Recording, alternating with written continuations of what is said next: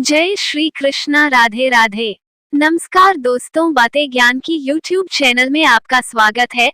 इस चैनल के द्वारा भक्ति, ईश्वर कथा, पौराणिक कथाएं, प्रेरक कहानियां और ज्ञानवर्धक कहानियों का विशेष संकलन आपको मिलेगा और आप ऐसे ही ज्ञानवर्धक वीडियो देख पाएंगे। कृपया चैनल को सब्सक्राइब करें, वीडियो को शेयर करें और अपना बहुमूल्य साथ बनाए रखें। धन्यवाद दोस्तों। भगवान श्री कृष्ण सत्यभामा से बोले, हे प्रिय। नारद जी के यह वचन सुनकर महाराजा पृथु बहुत आश्चर्यचकित हुए। अंत में उन्होंने नारद जी का पूजन करके उनको विदा किया।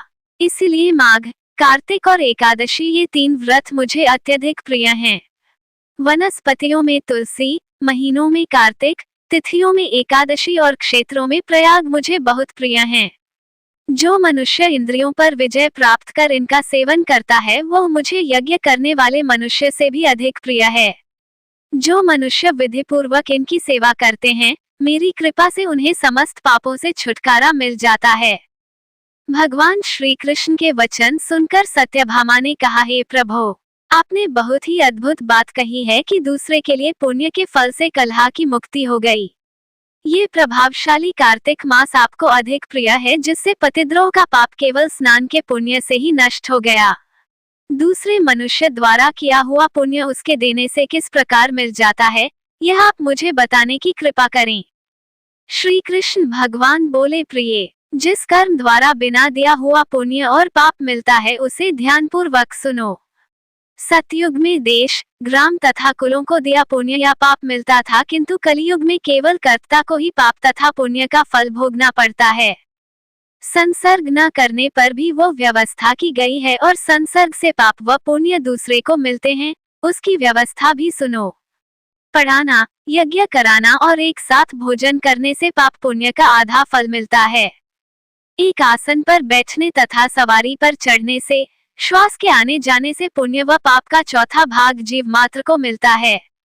छूने से, भोजन करने से और दूसरे की स्तुति करने से पुण्य और पाप का 6वां भाग मिलता है। दूसरे की निंदा, चुगली और धिक्कार करने से उसका 7वां भाग मिलता है। पुण्य करने वाले मनुष्यों की जो कोई सेवा करता है, वह सेवा का भाग लेता है और अपना पुण्य उसे देता है। नौकर और शिष्य के अतिरिक्त जो मनुष्य दूसरे से सेवा करवाकर उसे पैसे नहीं देता, वह सेवक उसके पुण्य का भागी होता है। जो व्यक्ति पंक्ति में बैठे हुए भोजन करने वालों की पत्तल लांघता है, वो उसे, जिसकी पत्तल उसने लांघी है, अपने पुण्य का 6वां भाग देता है। स्नान तथा ध्यान आदि करते हुए मनुष्य से जो व्यक्ति बातचीत करता है या उसे छूता है, वह अपने पुण्य का 6वां भाग दे डालता है। जो मनुष्य धर्म के कार्य के लिए दूसरों से धन मांगता है, वह पुण्य का भागी होता है। ठीक उसी प्रकार जिस प्रकार की दान करने वाला पुण्य का भागी होता है। जो मनुष्य धर्म का उपदेश करता है और उसके बाद सुनने वाले से याचना करता है, वह अपने पुण्य का 6वां भाग उसे दे देता है। जो मनुष्य दूसरों का धन चुराकर उससे धर्म करता है, वह चोरी का फल भोगता है और शीघ्र ही निर्धन हो जाता है, और जिसका धन चुराता है, वह पुण्य का भागी होता है। बिना ऋण उतारे जो मनुष्य मृत्यु को प्राप्त होता है, उनको ऋण देने वाले सज्जन पुरुष पुण्य के भागी होते हैं। शिक्षा देने वाला, सलाह देने वाला, सामग्री को जुटाने वाला तथा प्रेरणा देने वाला, ये पाप और पुण्य के 6ठे भाग को प्राप्त करते हैं। राजा प्रजा के पाप पुण्य के 6ठांश का भोगी होता है। गुरु शिष्यों का, पति पत्नी का, पिता पुत्र का, स्त्री पति के लिए पुण्य का 6ठा भाग पाती है। पति को प्रसन्न करने वाली आज्ञाकारी स्त्री पति के लिए पुण्य का आधा भाग ले लेती है। जो पुण्यात्मा पराये लोगों को दान करते हैं, वो उनके पुण्य का 6ठा भाग प्राप्त करते हैं। जीविका देने वाला मनुष्य जीविका ग्रहण करने वाले मनुष्य के पुण्य के 6ठे भाग को प्राप्त करता है। इस प्रकार दूसरों के लिए पुण्य अथवा पाप बिना दिए भी दूसरे को मिल सकते हैं, किंतु ये नियम जो कि मैंने बतलाए हैं, ये कलियुग में लागू नहीं होते। कलियुग में तो एकमात्र कर्ता को ही अपने पाप व पुण्य भोगने पड़ते हैं।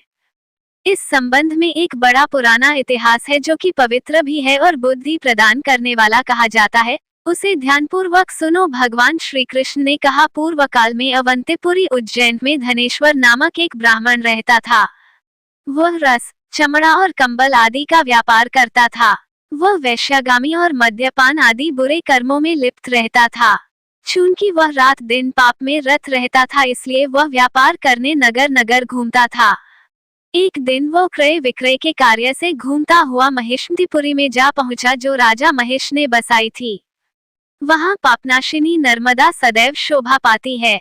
उस नदी के किनारे कार्तिक का व्रत करने वाले बहुत से मनुष्य अनेक गांवों से स्नान करने के लिए आए हुए थे। धनेश्वर ने उन सबको देखा और अपना सामान बेचता हुआ वह भी 1 मास तक वहीं रहा। वो अपने माल को बेचता हुआ नर्मदा नदी के तट पर घूमता हुआ स्नान, जप और देवार्चन में लगे हुए ब्राह्मणों को देखता और वैष्णवों के मुख से भगवान विष्णु के नामों का कीर्तन सुनता था। वो वहां रहकर उनको स्पर्श करता रहा, उनसे बातचीत करता रहा। वो कार्तिक के व्रत की उद्यापन विधि तथा जागरण भी देखता रहा। उसने पूर्णिमा के व्रत को भी देखा कि व्रती ब्राह्मणों तथा गौओं को भोजन करा रहे हैं, उनको दक्षिणा आदि भी दे रहे हैं। उसने नित्य प्रति भगवान शंकर की प्रसन्नता के लिए होती दीपमाला भी देखी। त्रिपुर नामक राक्षस के 3 पुरों को भगवान शिव ने इसी तिथि को जलाया था, इसलिए शिवजी के भक्त इस तिथि को दीप उत्सव मनाते हैं।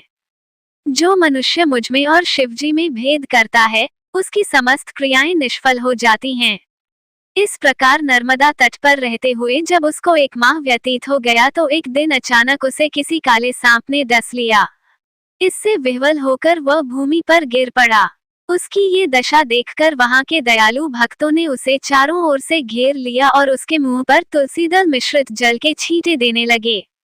जब उसके प्राण निकल गए तब यमदूतों ने आकर उसे बांध लिया और कोड़े बरसाते हुए उसे यमपुरी ले गए। उसे देखकर चित्रगुप्त ने यमराज से कहा, इसने बाल्यावस्था से लेकर आज तक केवल बुरे कार्य ही हैं, इसके जीवन में तो पुण्य का लेशमात्र भी दृष्टिगोचर नहीं होता। यदि मैं पूरे 1 वर्ष तक भी आपको सुनाता रहूं तो भी इसके पापों की सूची समाप्त नहीं होगी। यह महापापी है, इसलिए इसको 1 कल्प तक घोर नरक में डालना चाहिए। चित्रगुप्त की बात सुनकर यमराज ने कुपित होकर कालनेमी के समान अपना भयंकर रूप दिखाते हुए अपने अनुचरों को आज्ञा देते हुए कहा, हे प्रेत सेनापतियों, इस दुष्ट को मुगदरों से मारते हुए कुंभीपाक नरक में डाल दो। सेनापतियों ने मुगदरों से उसका सिर फोड़ते हुए कुंभीपाक नरक में ले जाकर खौलते हुए तेल के कड़ाहे में डाल दिया। प्रेत सेनापतियों ने उसे जैसे ही तेल के कड़ाहे में डाला, वैसे ही वहां का कुंड शीतल हो गया, ठीक उसी प्रकार जिस प्रकार पूर्व काल में प्रहलाद जी को डालने से दैत्यों की जलाई हुई आग ठंडी हो गई थी। यह विचित्र घटना देखकर प्रेत सेनापति यमराज के पास गए और उनसे सारा वृतांत कहा। सारी बात सुनकर यमराज भी आश्चर्यचकित हो गए और इस विषय में पूछताछ करने लगे। उसी समय नारद जी वहां आए और यमराज से कहने लगे, सूर्यनंदन, ये ब्राह्मण नरकों का उपभोग करने योग्य नहीं है। जो मनुष्य पुण्य कर्म करने वाले लोगों का दर्शन, स्पर्श और उनके साथ वार्तालाप करता है, वो उनके पुण्य का 6वां अंश प्राप्त कर लेता है। ये धनेश्वर तो 1 मास तक श्रीहरि के कार्तिक व्रत का अनुष्ठान करने वाले असंख्य मनुष्यों के संपर्क में रहा है, अतः यह उन सब के पुण्यांश का भागी हुआ है। इसको अनिच्छा से पुण्य प्राप्त हुआ है, इसलिए ये यक्ष की योनि में रहे और पाप भोग के रूप में सब नरक का दर्शन मात्र करके ही यम यातना से मुक्त हो जाए। भगवान श्री कृष्ण ने कहा, सत्यभामा। नारद जी के इस प्रकार कहकर चले जाने के पश्चात धनेश्वर को पुण्यात्मा समझते हुए यमराज ने दूतों को उसे नरक दिखाने की आज्ञा दी।